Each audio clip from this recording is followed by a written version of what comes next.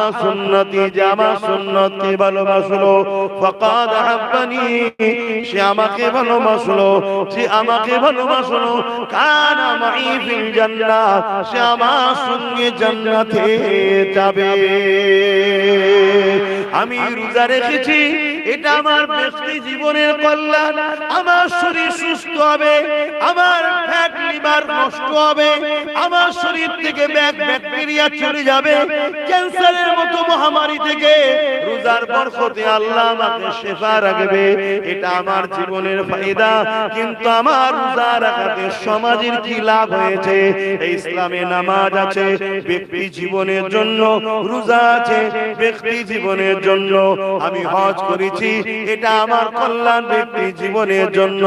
কিন্তু এখনো যেমন ইসলামের হুকুম, অপর দিকে ইসলাম হুকুম দিয়েছে তা'মুরুনা বিল মারুফ ওয়া তানহাউনা আনিল মুনকার, অন্যায়কে মিটাও, ভালো কাজ প্রতিষ্ঠিত করো, ন্যায়কে প্রতিষ্ঠিত করো, অন্যায়কে মিটাও।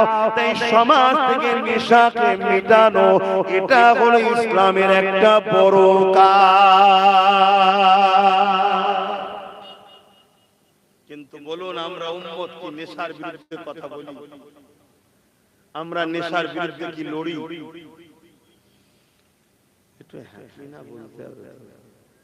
কিন্তু ইসলামের একটা বড় কাজ, নামাজের থেকে আগের কাজ হচ্ছে মদকে বন্ধ করে চলেছে। নামাজের থেকে অনেক আগে নবী নারীদের অধিকার, যে নারীদের ঘরে জুলুম করে মেরে দিত, সেগুলোকে বন্ধ করে নারীদের বাঁচাবার ব্যবস্থা করেছে।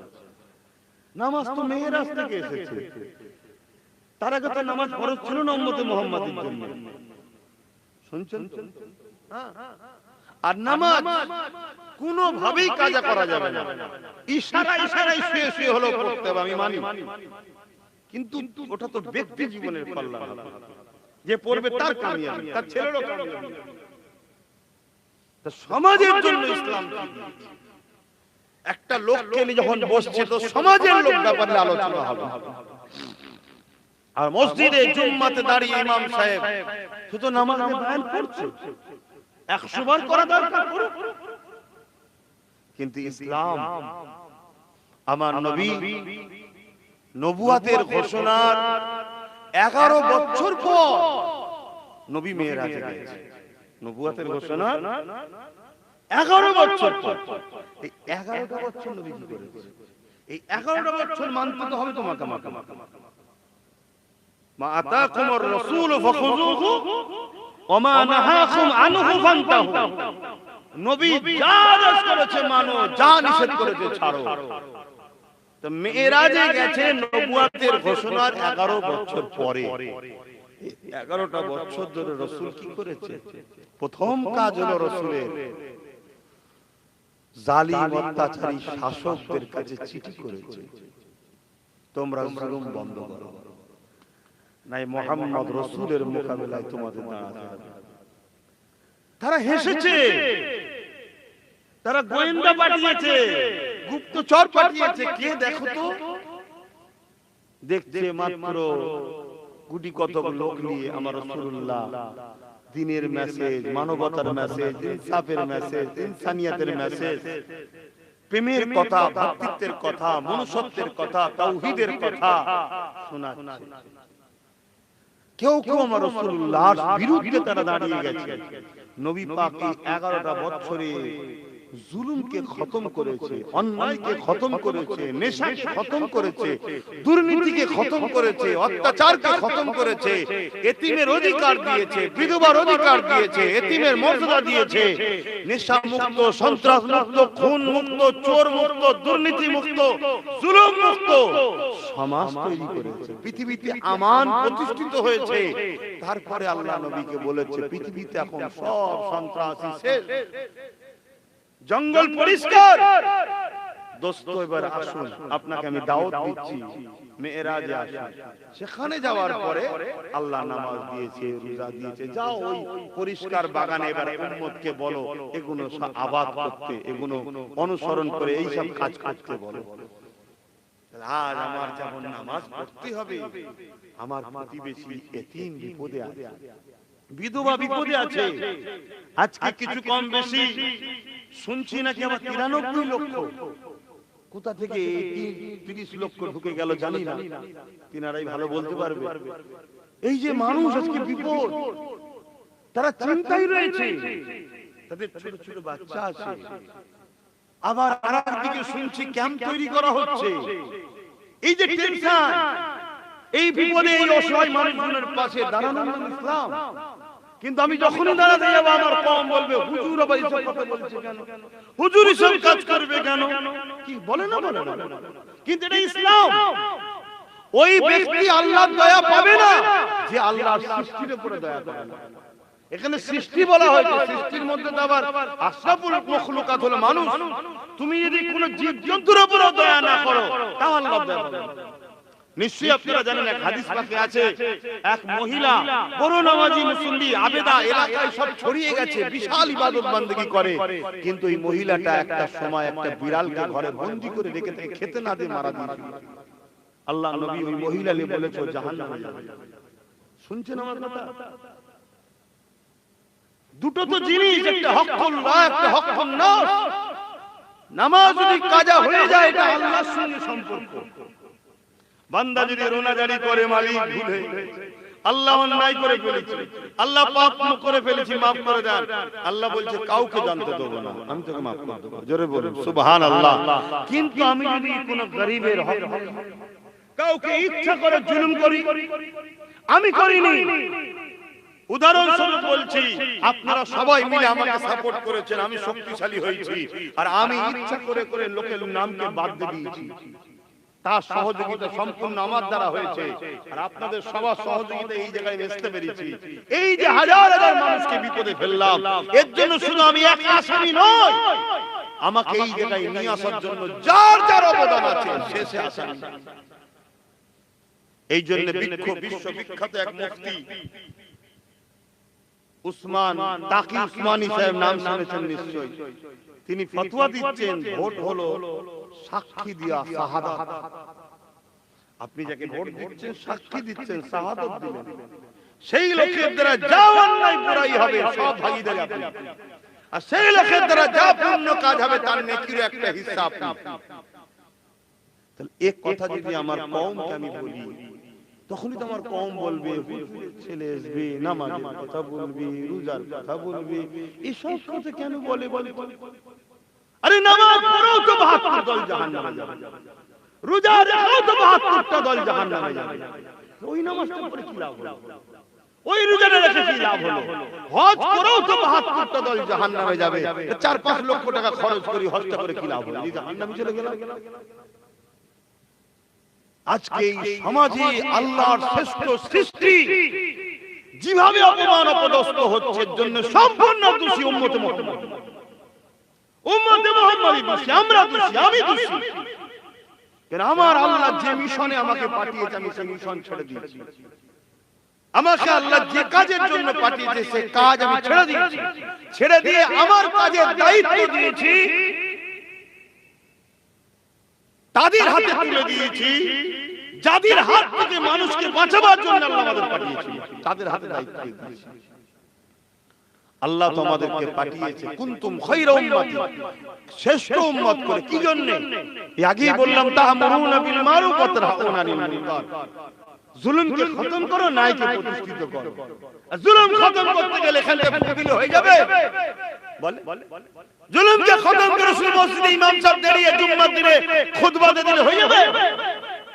জুলুমকে খতম করলে যেমন বলতে লাগে, তেমন প্রশাসনিক ভাবে সেটাকে রুখতে লাগে।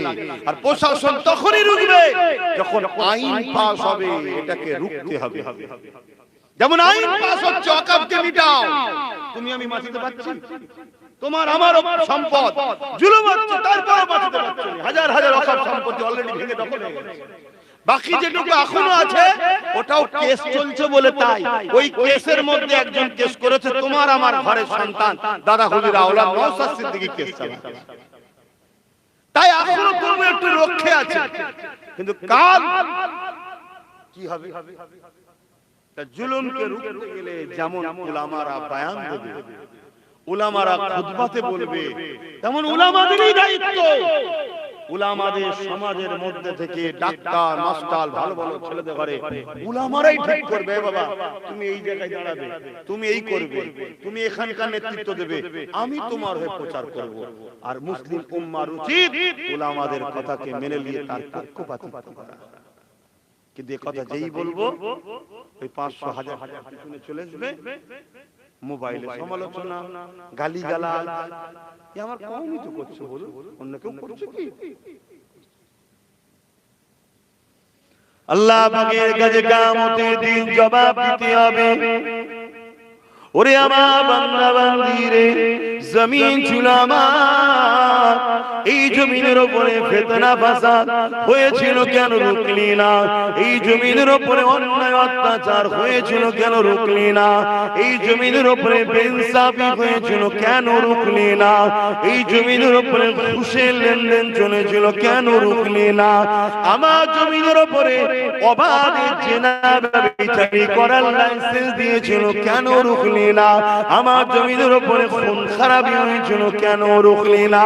ওরে আমার বান্দা বান্দীরে, তোরা আমাকে মহব্বত করিস বলি আমি আল্লাহ তোদেরকে পরীক্ষা নিবার জন্য তো জালিমদেরকে বসাই। আমি আল্লাহ তোদেরকে পরীক্ষা নিবার জন্য কখনো ভয় ভীত ফেলি, কেননা তোরা সমস্ত মুসিবতের সময়ে ভয় ভীতর মধ্যে দিয়ে আমি আল্লাহ আমাকে মজবুত করে ধরে রাখিস নাকি দেখবো, আমার পক্ষে দাঁড়িয়ে থাকিস নাকি দেখবো।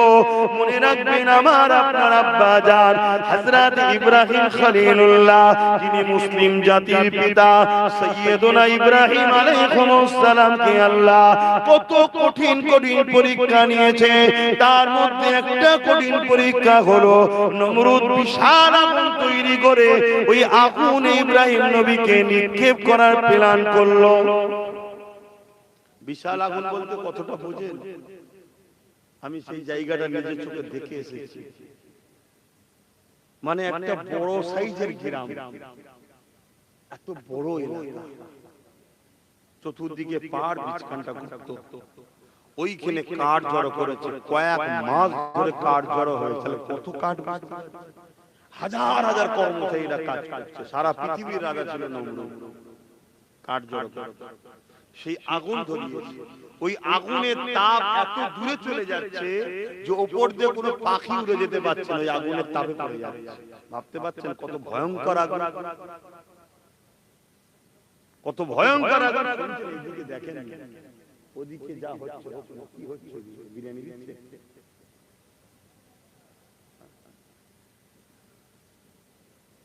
এদিক ওদিক করলে এইদিকে আপনার মুখের দিকে না তাকালে কথা বলতে ভালো লাগে? রাস্তার উপর দাঁড়িয়ে তোমরা কি করছো? তোমাদের যদি ডিস্টার্ব, এদিকে চলে আসো, ডান দিকে তারপরে বসতে চাইছেন, সামনে চেয়ার আছে বাবা, এদিকে চেয়ার আছে, বস। কি করবে? দরুদ শরীফ আল্লাহুম্মা সাল্লি আলা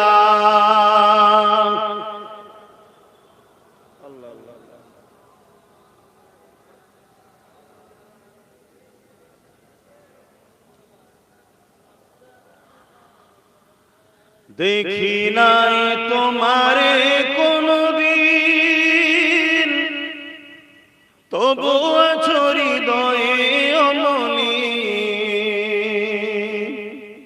দেখি না তোমারে কোনদিন, কোনদিন, কোনদিন, কোনদিন। হে নবী, নবীজি আমার, তুমি আছো হৃদয়ের গভীরে, তুমি আছো হৃদয়ের গভীরে। ভুলবো তোমায় বলো কি করে? কোরআনের পাঠ যত দেখেছি, হে নবী তোমায় তত চিনেছি। কোরআনের পথ যত দেখেছি, নবী তোমায় কত চিনেছি, কোরআনে জানিয়েছে আমার, ওয়ারাফা'না লাকা যিকরাক, হে নবী নবীজি আমার, তুমি আছো হৃদয়ের গভীরে। আল্লাহুম্মা সাল্লি আলা।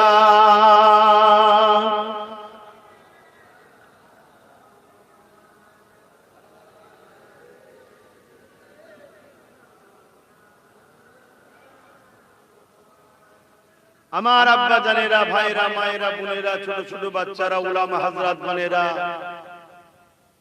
ইব্রাহিম আলাইহিস সালাম কে যে আগুন তৈরি করেছিল, এত ভয়ানক এত বড় এলাকা নিয়ে দ্বিতীয় আগুন তো দুনিয়ায় করেন। তার তাপমাত্রা এত বেড়ে গেছে, ইব্রাহিম নবীকে ফেলবে কি করে? তাই তারা একটা ওই কপিকল টাইপের তৈরি করেছে, যেটা দিয়ে ঘুরিয়ে ছুঁড়ে ফেলে দেবে। ইব্রাহিম আলাইহিস সালামকে নিয়ে আসা হয়েছে আগুনের কাছে, নিয়ে এসে বলা হচ্ছে, ইব্রাহিম এখনো সময় আছে, তুমি যদি আমাদের কথা মেনে নাও, শুনছেন, তোমার জীবনটা বেঁচে যাবে। লোভ দেওয়া হচ্ছে, যদি চাও রাজত্বর ভাগীদারিও দেওয়া হবে, একটা এলাকাতে দেবো, তুমি সেই এলাকায় রাজত্ব করবে, আনন্দ ফুর্তি করবে। আব্বাজান ইব্রাহিম আলাইহিস সালাম বলছেন, নমরুদ তুমি বেকার বকে লাভ নাই, তোমার যেটা ইচ্ছা তুমি করো, তবে ফয়সালা আমার আল্লাহর কুদরতি হাতে। জোরে বলুন সুবহানাল্লাহ।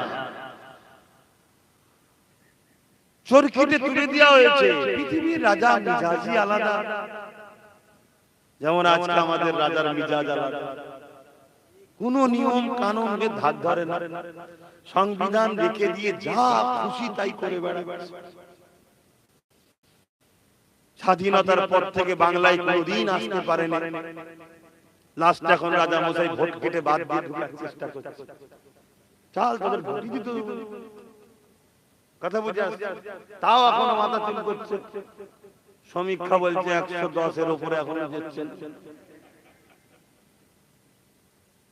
আগামীতে আবার কি করেন রাজা মশাই দেখা যায়। আর আমরাও বোকার মতো পথের পরের খেতে পানি চলে যাওয়ার ভয়ে নিজের খেতে চাষ করাই বন্ধ করে দিয়েছি, শুধু ভয় দেখাচ্ছে, ওই ভয়ে আমরাও দিশেহারা। যদি আজ আমাদের হাতে নিজেদের মতো করে গোটা 20-30 থাকতো, লড়াইটা কম হতো। বাকি নাই যাকে দিয়েছি দিকে যা, গোটা 20 যদি নিজেদের হাতে থাকতো, নিজেদের ঘরের ছেলে নবী বংশের আওলাদ দাদা পীরা আওলাদের হাতে থাকতো, আজকে লড়াইয়ের লোক পাওয়া যেত না। বলেন কি না বলেন? আজকে একটা কেউ কথা বলছে এই বিপদের সময়? দেখেন এগুলো ধরিয়ে দিচ্ছি কেন, সামনে পরীক্ষা তো, যদি একটু জ্ঞান চলে আর না হয় আরো ভয়ানক হবে। আমার আর কিছু বলার নেই, আমি যা বলা সব বলেছি। 2022-এ বলেছিলাম, ক্যাসেট সব কেটে ছড়াচ্ছে, দেখো না, একটা দিন আসবে তোদের দেখবি ভোটার তালিকাতে নাম নেই, ভোটার অধিকার কেড়ে নেবে। বলেছি না? বলি 2022-এ আজকে ঘটছে। হ্যাঁ, আমি গায়েবের খবর জানি না, ভবিষ্যৎ জানি না, কিন্তু আমার রাসূল যে রাস্তা আমাকে দেখিয়েছে সেই রাস্তা দিয়ে আমি যাই। এটা নবীরই শিখানো, ইসলামের সব আছে, কি ঘটবে, কবে কি হবে না হবে, দুনিয়ার প্রতিটা ক্ষেত্রে কোথায় কি হবে, রাসূলুল্লাহ সব বলে। সেইগুলোকে সামনে রেখেই আমি বলেছি। হ্যাঁ, আল্লাহ আমাকে এখনো, আমাদেরকে এখনো হেফাজত করছে, এখনো সময় আছে। বাকি যেটুকু আছে সেইটুকু কমসে কম এক জায়গায় হয়, কাউকে মিটাবার জন্য নয়, নিজের নতুন প্রজন্মগুলোকে বাঁচাবার জন্য এক জায়গায় হয়। আমরা কারো বিরোধী নই। যেভাবে আমাদের মসজিদ মাদ্রাসা গুলো ভাঙা হচ্ছে, কবরস্থান ভাঙা হচ্ছে, যেভাবে বলা হচ্ছে ইসলাম মুক্ত ভারত, ইসলাম মুক্ত বাংলা তৈরি করব, কখনো কোনদিন শুনেছেন কোন ইতিহাস কারো বক্তব্য দেখাতে পারবেন? আরে ওই গাঁজা খাই, মদ খাই, আর খাই, ওর কথা বাদ দেন, কোন শিক্ষিত পণ্ডিত লেখা এমন দেখাতে পারবেন যে কোন মুসলিম লোক বলেছে যে কোন ধর্মকে মিটিয়ে দেবো, অমুক করে দেবো, অমুকের এই ভেঙে দেবো? দেখাতে পারবে? কেন? এটা ইসলাম আমাদেরকে শিক্ষা দেয় না। আমার কাছে যেমন আমার প্রিয়টা আমার প্রিয়, তার কাছে তার প্রিয়টা তার প্রিয়। তার ভালোবাসাকে যখনই তুমি আঘাত দেবে, সে ঘুরিয়ে তোমার ভালোবাসাকে আঘাত দেবে, মূলত তোমার আল্লাহকে তাহলে তুমি গাল খাওয়া। এজন্য আল্লাহ বলেছেন কোরআনে, অপরের দেব দেবীকেও তুমি নোংরা কথা বলো, একদম দেব দেবীর কথা বলো। সে কি করছে না করছে তার পছন্দ, তার কাছে আমার দেখার দরকার নেই। কিন্তু মানুষ হিসাবে সে বাপ আদমের সন্তান, আমিও বাবা, সে মা হাওয়ার ছেলে মেয়ে, আমিও মা হাওয়ার ছেলে মেয়ে, সুখে দুঃখে একে অপরের সাথ দেব। এটা ইসলামের কালচার। কিন্তু আমাদের কথা এই আপনার কাছে সীমিত, আমাদের কথা তো ভেতরে বলার কেউ নেই, আমাদের কথা ইন্টারন্যাশনাল মার্কেটে বলার কেউ নেই। তখন কি হচ্ছে? তারা বলছে এরা সমাজ বিরোধী, এরা আনকালচার, এরা গেইয়া, এরা মৌলবাদী। আমাদের এই কথা বলার তো কেউ নেই। তাদের কাছে শেখানো হচ্ছে ইসলাম সবসময় ঘৃণা শেখায়, মারা শেখায়, খুন শেখায়, জুলুম শেখায়। আর ইসলাম যে কি শেখায় তুমি তো শুনছো। এই কথা বলার জন্য তো আমার 5টা এমপি দরকার, 50টা এমএলএ দরকার, তবে তো সে যে বলবে কেন আমাদের মসজিদ মাদ্রাসা জুলুম করা হয়। কেন বলা হবে যে শুক্রবার দিন ইমাম সাহেবদের বলবো কোন উস্কানিমূলক সাম্প্রদায়িক কথা বলবেন না? কেন মসজিদে কোনদিন কোন ইমামের ক্ষমতা আছে উস্কানিমূলক সাম্প্রদায়িক কথা বলার? ইমামের আছে, তাকে তো রাইট আল্লাহ দেয় না, কিন্তু আমার মসজিদকে দাগ লাগিয়ে দিল। আর এই কথাকে সূত্র ধরে কি বলছে? মসজিদে তদন্ত কমিটি বসানো হোক, জুম্মায় ইমামরা কি বলে দেখা হোক। তাহলে কালকে তোমার মসজিদে ইন্নাল মুশরিকিনা নাজাসুন ঢুকে যাবে, তারা বসে থাকবে শুনবে, কালকে বলবে এই ইমাম এক কাজ করো, আমাদের রাজার হয়ে একটুখানি বলো। আপনি আল্লাহর ঘরে দাঁড়িয়ে আল্লাহর দুশমনের হয়ে বলতে হবে না, হয় তোমার